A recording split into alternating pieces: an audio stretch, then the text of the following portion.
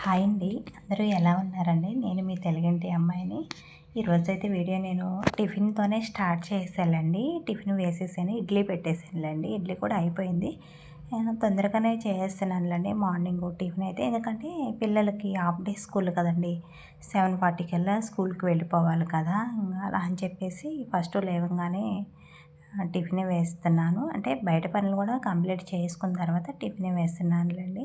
ఇడ్లీ పెట్టేసాను. ఇడ్లీ అయిపోయిందిలెండి. పిల్లలు కూడా తినేసేసారు. ఇంకా పిల్లలు వెళ్ళిపోయిన తర్వాత వెంటనే కూడా నేను అంటే మిగిలిన ఇడ్లీలైతే ఇలా హాట్ బాక్స్‌లో పెట్టేసానులెండి. ఇంకా అలానే ఉంచేస్తే చల్లారిపోయినాయి అనుకోండి తినలేము కదా! ఇంకా అలా అని చెప్పేసి హాట్ బాక్స్‌లో పెట్టేసి వెంటనే అంట్లయితే కడిగేస్తున్నానులెండి.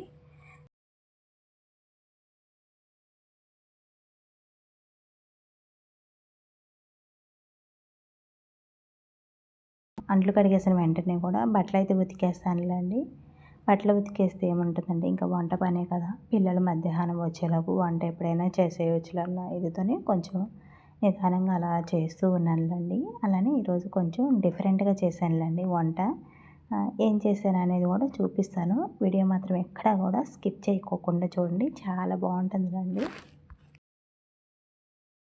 అసలు ఈ ఎండాకాలం జడ వేసుకునే దానికంటే కూడా ఇలా ముడి పెట్టేసుకోవడం లేదంటే ప్లక్కర్ పెట్టేసి హెయిర్ మొత్తం ఇలా పైకి పెట్టేసుకుంటేనే బాగుంటుంది కదండి. జడ అల్లి అలానే ఉంచేసామనుకోండి ఈపు మీద పడి చెమటకి ఉబ్బకి అసలు చికాకు పుట్టిద్దులండి. నేనైతే ఎక్కువ శాతం ఇంకా ఇలానే జడ అల్లేసుకుని ప్లక్కర్ పెట్టేస్తాను. లేదంటే ఇలా ముడిలాగా పెట్టేసుకుంటానులేండి. అంటే పని అయ్యే వరకేలండి. అంటే రోజు మొత్తం కూడా ఇలానే ఉండనులేండి. ఫ్రెష్ అప్ అయిపోయిన తర్వాత కొంచెం జడ వేసుకుని ప్లక్కర్ పెట్టేసాననుకోండి ఇంకా వీటి మీద పడుకోకుండా ఉంటుంది కదండి జడ. కొంచెం చికాకు అనేది ఉండదు అంతేలేండి. ఇంకా ఎప్పుడు ఇలానే ముడి పెట్టుకుని ఉంటే బాగుండని కాదులే కానండి, చెప్తున్నానండి కంఫర్ట్ని బట్టి ఉంటే బాగుంటుంది కదా. ఇంకా అలా అని చెప్పేసి నాకైతే అలానే కంఫర్ట్లండి. ఇడ్లీ వేసాను కదండీ! అందుకే కొంచెం అంట్లు ఎక్కువగానే ఉన్నాయిలెండి. మళ్ళీ అందులోనూ నేను నైట్ కడగలేదులెండి. ఇంకా ఉదయమే టిఫిన్ కూడా తొందరగానే వేసేస్తున్నా కదా!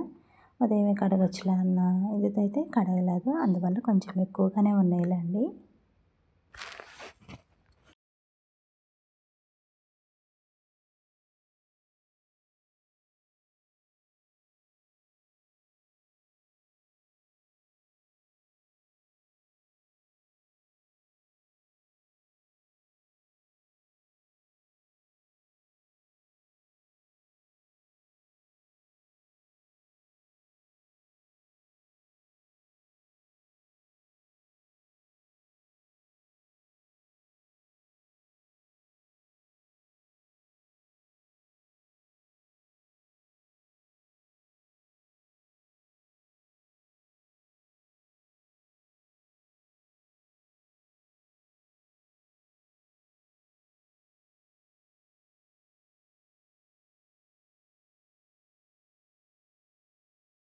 అంట్లన్నీ కంప్లీట్ అయిపోయిన తర్వాత వెంటనే షింకు కూడా కడిగేస్తున్నానులెండి. అంట్లు కడిగేసిన వెంటనే షింకు అలానే ఉంచుకోకుండా అంటే మామూలుగా వాటర్ పోసేసి వదిలేయకోకుండా కొంచెం స్క్రబ్బర్ పెట్టేసి విమ్ బార్ వేసేసుకుని లిక్విడ్ ఇంకా స్టీల్ పీస్ పెట్టి రుద్దామనుకోండి జిడ్డు జిడ్డు అనేది ఉండదు, బంక పట్టదులేండి.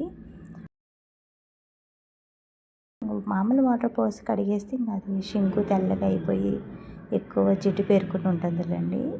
నేను ఎప్పుడైనా సరే ఇలానే అంట్లన్నీ కడిగేసిన తర్వాత వెంటనే కూడా స్టీల్ పీస్ పెట్టేసి రుద్దేసుకుంటాను. చాలా నీట్‌గా పోయిద్దిలండి స్టీల్ పీస్‌తోని.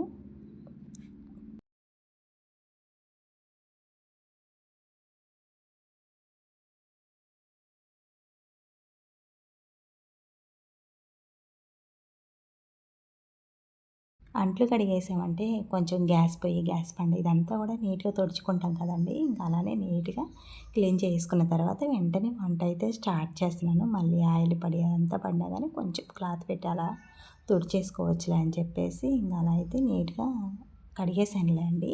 వెంటనే వంట అయితే స్టార్ట్ చేసేస్తున్నాను. పిల్లలు వచ్చే టైం కూడా అయింది కదా! ఇంకా అలా అని చెప్పేసి రైస్ కూడా కడిగేస్తున్నానులేండి.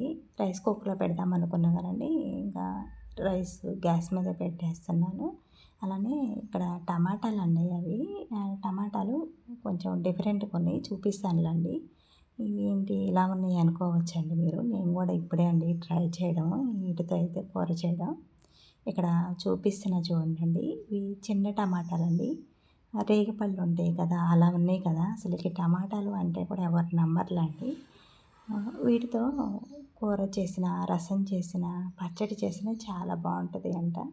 అంటే మా ఇంటి పక్కనే చెట్టు ఉందిలెండి. అందరూ అంటే బావుంటుంది. పుల్ల పుల్లగా ఉంటుంది టేస్టు అన్నారు. ఒకసారి ట్రై చేద్దాము ఎలా ఉంటుందా అని చెప్పేసి నేనైతే చేస్తున్నానులెండి. ఎలా ఉంటుందో కొంచెం మనం కొత్తగా ట్రై చేసేటప్పుడు అది టేస్ట్ ఎలా ఉంటుందా అనే ఒక ఉంటుంది కదండీ! నాకు కూడా అంతేలెండి. టేస్ట్ బావుంటుందా? బాగోదా? అని చెప్పేసి అనుకుంటూ చేస్తున్నాను. అవి చూడటానికి కలర్‌ఫుల్‌గా చాలా బాగున్నాయి కదా! మీరెప్పుడైనా చూసారండి ఇలాంటి టమాటాలు? అంటే మీరెవరైనా ఇలా ట్రై చేశారా? నేనైతే ఇప్పుడే అండి ఇదే ఫస్ట్ టైం అండి ఇలా చేయడం. మనం నార్మల్ టమాటా కూర ఎలా చేస్తామో అదే ప్రాసెస్‌లో సేమ్ అంతేలే అండి చేసుకునేదైతే.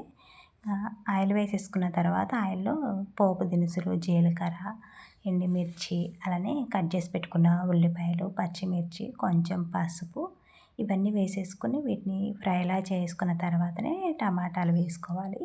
నార్మల్ టమాటాలేమో కట్ చేసుకుంటాం కదండీ! పెద్దగా ఉంటాయి కదా అని చెప్పేసి ఇవైతే చిన్నవే కదండీ!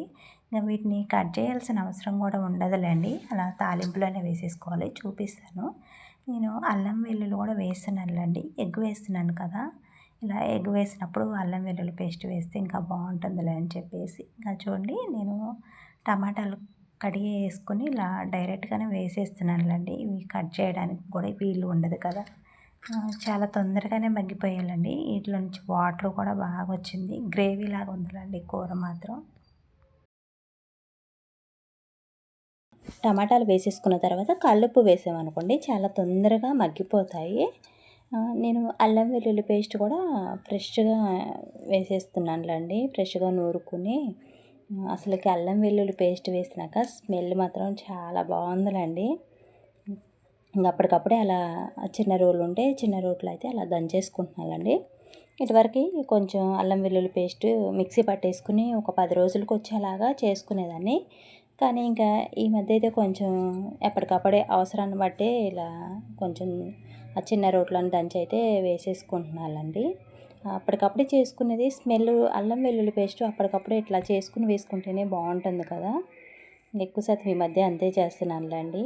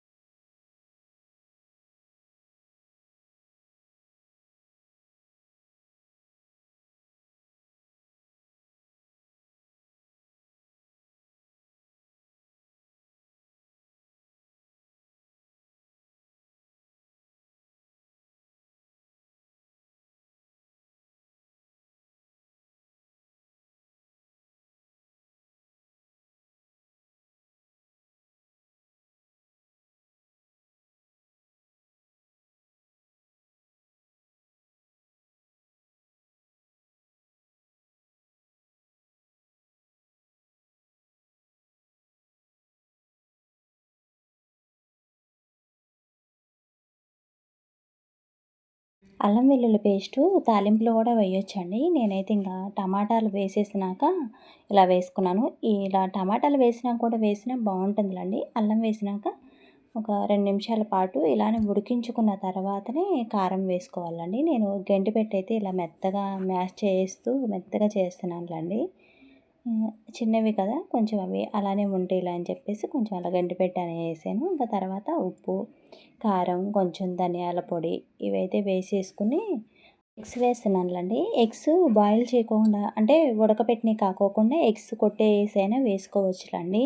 నేనైతే ఇంకా ఎగ్ ఇలా ఉడకబెట్టేసి వేస్తున్నానులేండి. ఇంకా ఎగ్స్‌కి మధ్యలో ఇలా ఘాటులాగా పెట్టామనుకోండి ఉప్పు, కారం ఎగ్స్‌కి పట్టి చాలా బాగుంటుందిలేండి. ఎప్పుడైనా సరే ఇంకా ఇలానే చేస్తానులేండి. టమాటా కూర అంటే నేను ఇదే ప్రాసెస్‌లో అయితే చేస్తాను. ఇంకా ఎగ్స్ వేసుకున్న తర్వాత అలా గ్యాస్ని మీడియం ఫ్లేమ్లో పెట్టేసుకుని ఉడికించేసుకుంటే చాలండి, చాలా బాగుంటుంది.